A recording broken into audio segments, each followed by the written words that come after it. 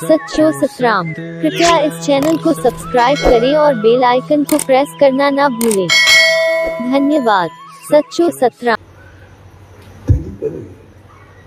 सत्संग सां असांजी समझ बहितर थींदी आहे ऐं नाम ध्यान सां असांजो जीवन बहितर थींदो। जेकॾहिं छड़ो सत्संग कंदासीं पोइ असां ॻाल्हियूं कंदा रहंदासीं, पर जेसि ताईं असांजो अंदरि पाण साफ़ न थींदासीं तेसि ताईं कुझु बि न थींदो। इन करे असां पंहिंजे जीवन खे ॾिसंदासीं हक़ीक़त जेतिरो सत्संग ॻाल्हियूं कंदे ॿुधंदे हलंदे हक़ीक़त में जेतिरी असांखे ख़बर आहे, जेतिरो असां ॿियनि खे चवंदा आहियूं, जेतिरो ॻाल्हाईंदा आहियूं, असां पंहिंजे जीवन में ॾिसो असां में अमल केतिरो, असां ते हलंदा केतिरो, असांखे ॼाण समझ अकुल सॼी आहे, पर उन सॼे जीवन में अमल केतिरो आहे, असां कॾहिं पंहिंजो पाण खे उनखे ॾिसूं। जेकॾहिं असां छड़ियूं ॻाल्हियूं कंदा रहंदासीं, ॿुधंदा ॿुधाईंदा रहंदासीं, त पोइ असां ॻाल्हियुनि में उलझी वेंदा आहियूं, छड़ो ॻाल्हियुनि में घुमंदा आहियूं।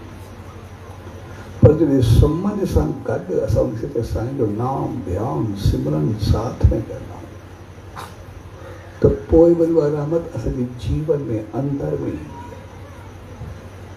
पोइ उहा असांजी ज़िंदगी बणिजी वेंदी आहे। असां ओतिरा साफ़ सुथरा बहितर थींदा आहियूं, अमल पर वॾा वॾा थींदा आहियूं। सिर्फ़ु सत्संग असां ॻाल्हियुनि ताईं थींदा आहियूं, वरी सत्संग सां गॾु असांखे साईं जो नाम ध्यान सिमरन उहो असांखे पंहिंजी रहमत सां भरे सघे थो, ऊचाई खे पाईंदो, पंहिंजे जीवन खे वॾो बणाए छॾींदो। तंहिंजे करे सत्संग समझ जो नालो आहे ऐं नाम ध्यान ज़िंदगी जो नालो आहे, अमल जो नालो आहे। तंहिंजे करे असां पंहिंजे अमल खे बि बहितर कयूं, पंहिंजी समझ खे बि बहितर कयूं। असांजे समझ में हुजणु खपे, असांजी ज़िंदगी में अमल बि हुजणु खपे। कोई असांखे ईअं न चए छड़ो ॻाल्हियूं कंदो आहे, बाक़ी अथसि कुझु बि न। जेतिरो ॻाल्हियूं हुजनि ओतिरो अमल जो हुजे,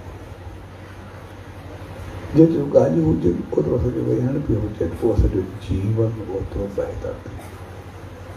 तंहिंजे करे जेतिरो असांखे ज्ञान हुजे ओतिरो ध्यानु बि हुजे, उन सां साईं जो नाम बि हुजे, ऐं उन सां असांखे टई चीज़ूं मिलनि।